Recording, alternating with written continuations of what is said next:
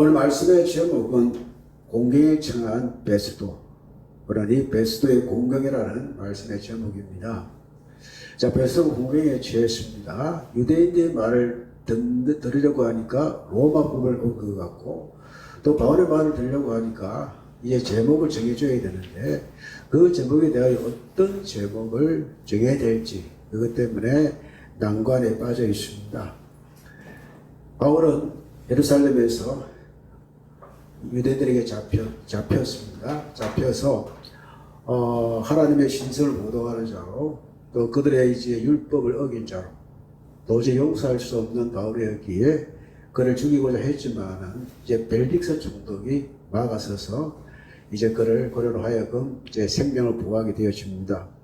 그리고 나는 로마 시민권을 자격하는 자이기 때문에 나는 로마에 가서 이제 그 재판을 받겠다라고 한 거로 이제 베스도에게 이제 이 죄수, 그들에게 죄수인데 바울을 호송하게 되어집니다.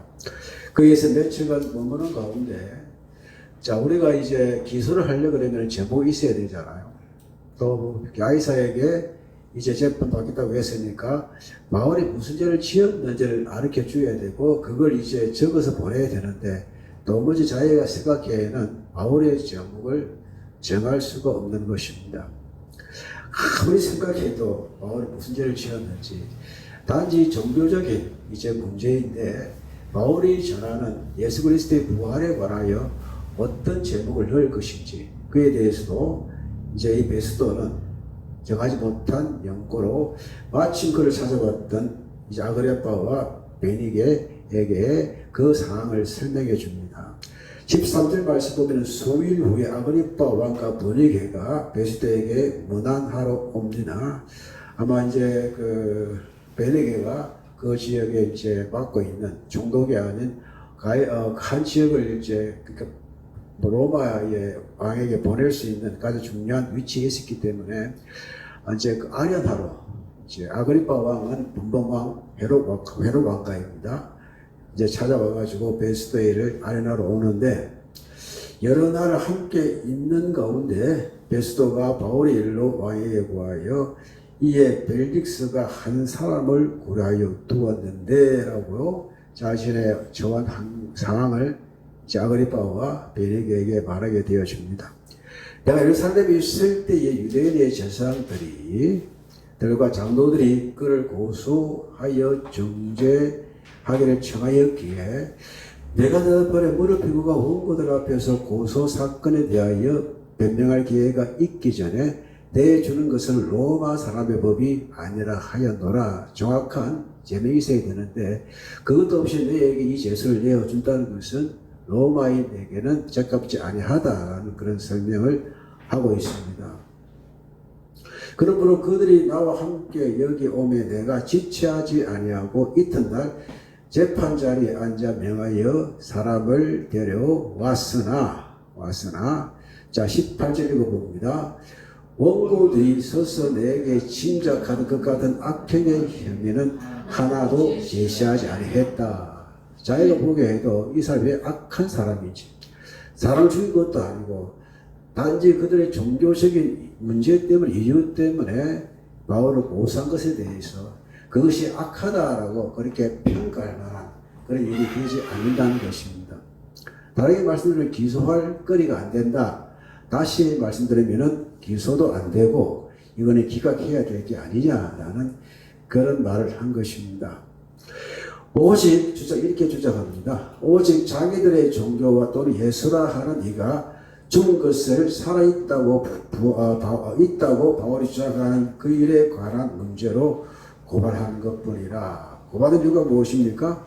그가 유대법을 따르지 아니하고 또한 예수가 부활했다는 그거 외에는 어떤 악행과 어떤 제목도 발견하지 못했다라고 말을 합니다. 그래서 20절 읽어봅니다. 내가 이 일에 대하여 어떻게 심리하는지 몰라서 바울에게 묻되 예루살렘에 올라가서 일의 신문을 바르느냐 한적. 자, 어떻게 내가 심리해야 될지 모르겠다는 것입니다. 모르죠. 모르니까 할 수가 없는 것입니다. 그렇게 예수에 관한 이것도 예수는 유대인이시고 또 그들이 말하는 그것도 종교적인 문제이기 때문에 유대적인 문제입니다. 그래서 여기에 맞는 그런 유대적인 문제니까 종교적인 문제니까 네가 예루살렘에 가서 재판을 받겠느냐라고 물어봅니다. 바울은 거절을 합니다. 이유가 무엇일까요? 바울은 로마 시민권을 가지고 있었기 때문에 나는 가이사랴에 가서 재판을 받겠다라고 말을 합니다. 그 이유를 우리가 생각해 보면은 예수님께서 이제 그 꿈 중에 바울에게 나타나서 너는 로마도 봐야 하리라 이 말씀이 있었기 때문에 자기는 하나님의 사역, 하나님께서 자기 맡기신 이 사명을 완수하기 위해서 예루살렘에 가는 것이 아니라 로마에 가는 것이 맞다라고 그렇게 말했던 것입니다. 바울은 황제의 판결을 받도록 자기를 지켜주기를 호소함으로 내가 그를 가이사랴에 보내기까지 지켜두라 명하였다라고 설명합니다. 바울이 호소했습니다. 나는 로마에 가서 가이사에게 재판받겠다. 자기가 가진 시민권을 활용해서 로마의 황제에게 재판을 받겠다라고 말한 것입니다. 그래서 바울이 로마 시민권을 가지고 있는 사람이기 때문에 이 로마 사람인 이 베스도는 로마 사람을 위한 정책을 할 수밖에 없는 것입니다. 자, 우리 미국 사람들이 죄를 지으면은 우리가 소파 협정 아시잖아요. 그래서 미국 군인이 이제 범죄하면은 옛날에 소파 협정 때문에 미국 군인의 어떤 우리나라 사람이 그걸 이제 구려해가지고 감방에 넣을 방법이 없었습니다. 지금은 조금 개선되어져 가지고 이제 헌병이 오든지 해서 우리나라에도 이제 이제 군인이나 미국 사람을 바로 처벌할 수 있는 그게 생겼는데 너무 심하게 이제 미국 사람들이 범죄하니까 범죄인 만큼만 너희들이 하라 어느 정도 풀어준 것이지 미국 사람의 인권을 위해서는 미국 정부가 보호를 하려고 합니다. 그 바울은 비록 유대인이었지만은 그런 로마 시민권을 가졌기 때문에 로마 시민권을 가진 사람을 보호할 책무가 이 베스도에게 있었던 것입니다. 그렇게 이것을 바울이 호소합니다. 나는 로마로 가겠다. 가서 황제 앞에서 재판받겠다. 이들에게 내가 재판 받을 때에는 내가 죽을 수밖에 없다라는 그런 위기감 때문에 호소했다라는 기록이 나타나고 있는 것입니다. 그래서 아그리빠에게 이렇게 이야기합니다. 아그리빠가 이렇게 말합니다. 나도 이 사람의 말을 듣고자 합니다. 베스도가 이르되 내일 들으십시오. 자, 아그리빠는 유대인이 아닙니다. 헤롯 왕가 사람입니다. 그래서 그 일에 대하여 자기도 한번 듣고 싶다라고 말합니다. 왜 그럴까요? 그 당시 유대 땅은 누가 지배했나요? 아그리빠 헤롯 왕이 지배했기 때문에 그의 연관성이 있는지 내가 들어보겠다. 즉 정치적인 판단을 하든지 아니면 다른 판단을 해보겠다라고 말을 듣기를 원한 것입니다. 이튿날 아그리빠와 브리게가 크게 위험을 갖추고 이 말에 의하면은 모든 격식을 갖추고 사람들에게 위험을 딱 보이는 또 그 말을 들었을 때 뭔가 판단을 할 거리를 가진 그런 사람처럼 이제 해가지고 그 자리에 참여하게 되었습니다. 청부장과 시중에 높은 사람들과 함께 직결 장소로 들어옵니다. 베스도의 명으로 바울을 데려옵니다. 베스도가 이렇게 아그리빠와 베네게에게 이렇게 말합니다. 뭐라고 말합니까? 여기 같이 있는 여러분이요, 당신들이 보는 바와 이 사람은 유대의 모든 무리가 크게 외치되 살려두지 못할 사람이라고 하여 예루살렘에서와 여기서도 내게 청원했다. 예루살렘에서도 이 사람은 반드시 죽여야 된다. 또 바울이 여기까지 끌려오기까지 같이 온 사람들도 이 사람은 반드시 죽어야 될 사람이다라고 사형 선고를 계속 요구했던 것입니다. 생각해 보겠습니다. 예수님께서 잡히셨을 때에 모든 사람이 예수님을 어디에 못 박으라고 했습니까? 십자가에 못 박으라고 말했습니다. 어찌 보면 약간 데자부 같은 느낌이 들지 않나요? 빌들 앞에 선 예수님을 대사람들과 유대인들이 이 사람은 십자가에 못 박아 죽이는 것이 마땅하다라고 외쳤던 것처럼 모든 사람이 예수에 관하여 알지 못했기 때문에 그분이 유일한 우리의 메시아이신데 그분이 유대인과 온 인류에 대하여 죽으신 분이신데 모든 죄를 위하여 십자가에 당신의 몸을 다신 분이고 메시아로서의 모든 것을 이루신 분이신데 그걸 모르기에 예수님을 향하여 십자가에 못 박아 재앙하라고 외쳐버린 것입니다. 똑같습니다. 유대인들의 모든 무리가 여기에서와 예루살렘에서 내게 청혼하였다. 그 사람을 반드시 죽여야 됩니다. 자연 죽어내야 됩니다. 라고 말했던 것입니다. 25절 읽어봅니다. 내가 살피건대 죽을 죄를 범한 일이 없더이다. 그러나 그가 황제에게 상소한 고로 보내기로 결정하였나이다. 죽일 죄를 찾지 못했다는 겁니다.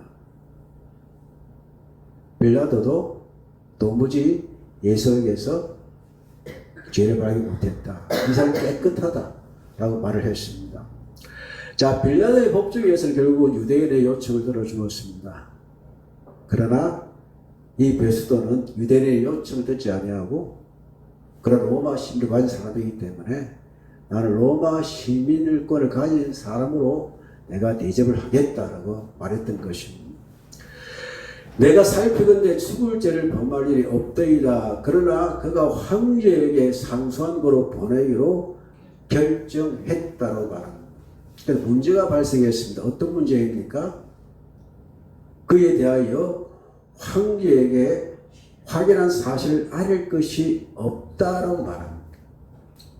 어떤 제목을 적을지, 무엇을 기소해야 될지, 황제가 딱 또 판단해야 될 근거가 있어야 되는데 그 근거를 찾지 못하겠다고 말을 합니다.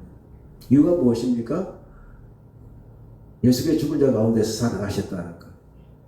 이거잖아요. 부활이잖아요. 여기에 대해서 물을 정하신 것도 없고 이 사람이 죽은 자에 대해서 부활했다라는 것이 과연 제목이 될 수 있을는지는 알 수가 없습니다. 그러니 도무지 이 베스도는 어떤 기소를 해야 될지 무엇으로 이 제목을 적어서 황제에 보내야 될지 황제 앞에서 바보가 될 수 있나? 야, 이런 것을 나한테 보내라라고 자기 이제 직책이 나가떨어질 만큼 그런 위기를 겪기 때문에 여기에 대해서 좀 가르쳐 달라고 누구에게 부탁합니까? 아그리빠에게 부탁하고 천부장 그 당시에 지식적인 사람에게 부탁하고 있는 것입니다.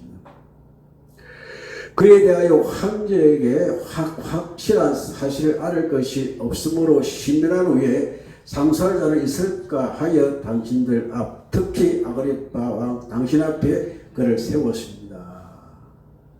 가르쳐 주십시오. 어떤 죄를 지었습니까? 그 제목도 밝히지 아니하고 죄를 버리는 것이 불의인 줄을 아나이다 하였더라라고 말씀합니다. 네 죄를 네가 알렸다라는 말이 있는데 그 네 죄를 네가 알렸다 이 말은 그 사실을 알기 때문에 네 죄를 이제 발굴하라는 뜻이고 이 이제 베스도는 네 죄를 알지 못하기에 어떤 제목을 만들어야 될지 사도 바울이 무슨 죄를 지었는지 알 수 없기 때문에 아그리빠와 또 그 함께한 또 그의 이제 천부장과 위험을 같이 모든 사람들 앞에 이 사람의 제목을 정해주고 내가 적을 만한 하나의 기소거리를 좀 알려내 달라 그렇게 말했던 것입니다. 그들은 부활을 믿지 않습니다. 부활을 아는 지혜가 참 지혜입니다. 모르니까 알 수 없으니까 예수가 죄인이다라고 말할 수가 없던 것입니다. 그러나 바울은 알았습니다. 예수의 죽은 자 가운데에서 3일 만에 부활하신 분이십니다. 우리가 부활의 죄를 갖고 산다는 얼마나 기쁜 일들인지 얼마나 축복된 일들인지 이거는 알 수 없는 비밀 알아도 믿지 못한 이 놀라운 부활의 영광 그들은 보지도 못했지만 바울도 그 소식을 들었자 부활한 예수를 만났습니다. 그렇기에 바울이 가지고 있는 이 비밀, 확실한 비밀은 오직 성령께서 주셔야만 깨달을 수 있는 지혜가 되는 것입니다. 세상의 석학도 철학자도 심오한 진리를 깨달았던 사람도 그 진리가 예수에 가는 것이 아니면 참 진리가 될 수가 없는 것입니다. 예수님께서 항상 말씀하실 때 내가 진실로 진실로 내게 이르노니라고 말씀을 하십니다. 이 진실이 진리입니다. 우리가 하나님께 예배할 때에 영과 진리로 예배합니다. 진리이신 예수님, 진리이신 성령, 진리이신 하나님, 진리이신 하나님의 말씀.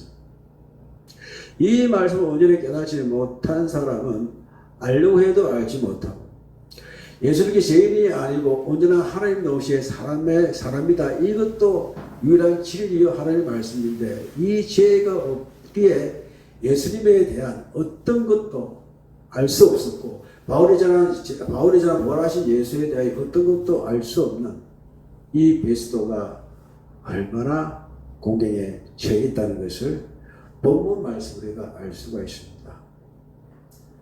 우리는 이렇게 생각할 수가 있습니다. 예수님의 부활 우리가 알고 있기에 쉽게 받아들일 수가 있지만 그 당시에 쉽게 받아들일 수 없는 문제가 아닙니다. 예수의 부활을 알지 못했던 이 유대인들 또 그것을 부인하고 싶었던 이 유대인들 이들은 그 복음을 전하는 바울을 죽인 것이 마땅합니다. 또 유대뿐 아니라 이 그리스도의 예수 되시면 그리스도의 부활하신 예수님을 이방 사람에게 전한 이것 자체도 유대인에 대한 모델이라고 생각했던 것입니다. 왜 그럴까요? 부활에 대한 지혜가 없기 때문에 그렇습니다. 참 지혜가 무엇입니까? 예수를 아는 것입니다. 참 지혜가 무엇입니까? 예수 그리스도의 부활을 믿는 것입니다. 바울은 믿고 전합니다. 보고 전합니다. 그러나 바울은 직접적으로 대면은 한 예수는 아닙니다. 무엇을 대면했습니까? 빛으로 나타나신 예수님, 음성으로 나타난 예수님을 그는 만났고 그것이 예수님의 부활을 체험했고 그 부활을 전하기 위해서 자신의 온 세계를 바친 사람이 곧 바울입니다. 이것 때문에 그는 목숨을 하나님께 드릴 수가 있었고 이것 때문에 자기 자신은 예수 그리스도의 종으로서의 삶을 사는 것이 기뻐요. 그것이 그의 행복이었고 그의 즐거움이었고 그의 전부였던 것입니다. 참지혜를 가지고 산다는 게 얼마나 기쁜 일들인지. 사람들은요 참지혜 아닌 거짓 지혜를 통해서 기쁘다 하는데 그것은 오래가지 않고 언젠가는 들통이 날 수밖에 없는 그것이 사망으로 이런 교만한 길이 될 수밖에 없는데 우리가 아는 이 부활의 지혜 참지혜는 죽어도 살게 하신 하나님의 능력 영생을 알게 하신 하나님의 능력 이 능력 우리는 어떤 가운데에서도 주께 주신 지혜로 살아갈 수 있는 세상의 어떤 세상의 권세를 이용하더라도 여하튼 로마에 가서 하나님의 복음의 삶을 완성해야 된다는 이런 바울의 지혜를 우리가 배워야 합니다. 중심에는 우리에게는 부활의 지혜를 갖고 산다는 것이 얼마나 기쁜 일들인지 그것이 우리를 하여금 살게 하고 어떤 위기에서 일어나게 하고 또 위기를 넘겨가게 하고 그 위기 속에서 부활하신 예수님을 계속 증거하게 하는 이런 지혜의 종으로의 우리의 삶이 분명히 증거되어지고 나타나야만 합니다. 이것이 우리의 삶이요. 우리가 가진 지혜입니다. 지혜를 알지 못하면 아무것도 할 수가 없습니다. 지글거리도 없습니다. 무엇을 말할 줄도 알 수 없습니다. 그러나 지혜가 있는 사람이라면요, 그 부활의 지혜를 가지고 있는 사람은 그 세계를 뛰어넘는 꿈꾸었던 로마에 가서 예수 그리스도의 부활을 전할 수 있는 그와 같은 자리에 설 수 있는 유일한 사람이 될 수가 있는 것입니다. 이와 같이 오늘 이 주의 말씀을 통해서 부활의 지혜를 가지고 사는 내 자신이 얼마나 귀한 일들인지 그 죄를 통해서 여러분이 살아가는 데에 이루고자 하는 그 꿈을 하나씩 이루어 가시는 여러분과 제가 되기를 주님 이름으로 축복합니다. 우리 찬송가 183장입니다.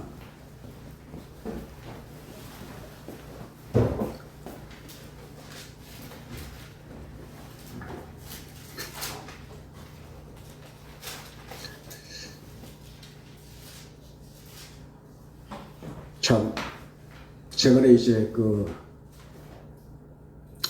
산불 때문에 산불이 났잖아요. 엄청나게 위기 가운데 다 들어가는 산을 보고는 사람들의 속도 다 들어가고 또 집을 잃은 사람들의 속이 얼마나 습등이 같았겠습니까? 비를 기다렸습니다. 그러니까 비조차 오지 않더라고요. 우리가 이제 살아가는데 내 마음의 습등이 같은 그 불안을 해소할 수 있는 길은 특히 믿음을 가진 우리의 삶에 세상에 필요한 지혜를 갖고 살기 위해서는 성령 하나님의 지혜가 필요합니다.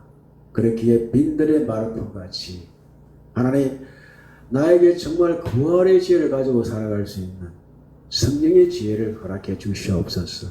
빈들의 마르토 같이 시다 나의 영혼에 성령의 지혜를 허락해 주시옵소서.